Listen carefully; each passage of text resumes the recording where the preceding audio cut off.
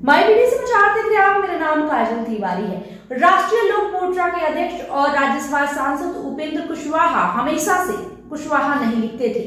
2000 के विधानसभा चुनाव में जब वो जंगदाहा से समता पार्टी के टिकट पर पहली बार विधायक बने थे, तब उनका नाम उपेंद्र प्रसाद सिंह था।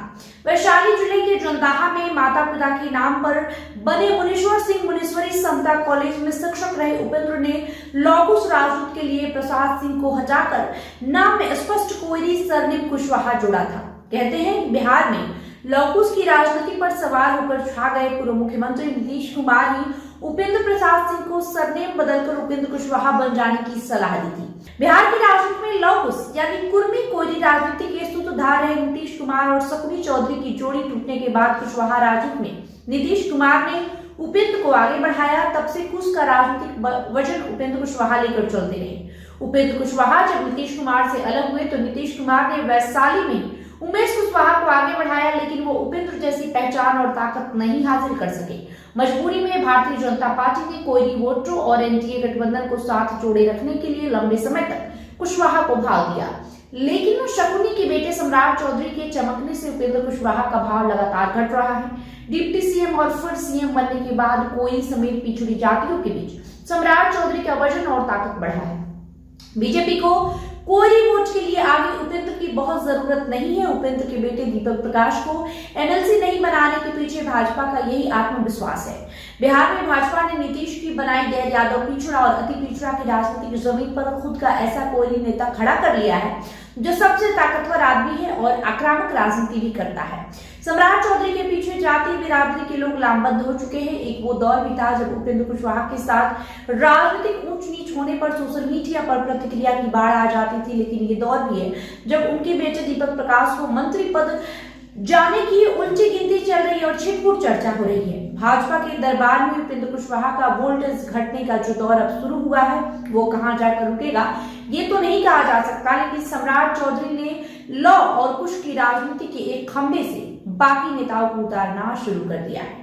उपेंद्र कुशवाहा छवि के बावजूद चंचल राजनीति की वजह से अपनी साख खोते गए।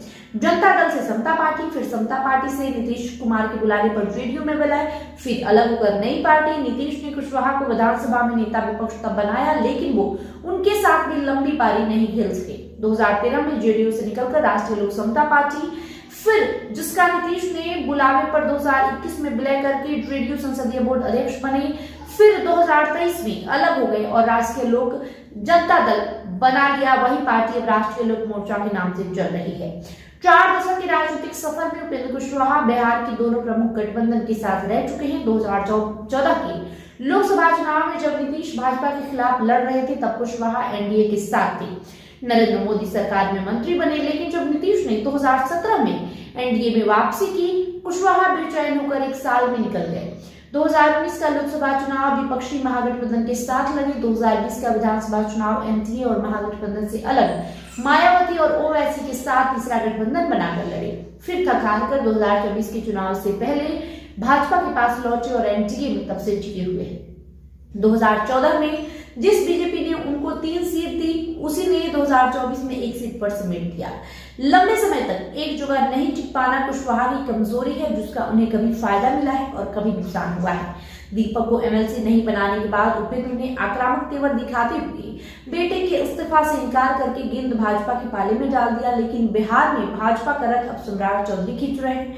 भाजपा दीपक प्रकाश के साथ आगे जो करती है और जैसा करती है उसमें सम्राट चौधरी के असर और उपेंद्र कुशवाहा के राजनीतिक भविष्य का संकेत भी छुपा होगा। बहरहाल वीडियो में इतना ही। वीडियो अच्छी लगी लाइक शेयर करें, साथ ही हमारे यूट्यूब चैनल को सब्सक्राइब कर ले। बहुत बहुत शुक्रिया।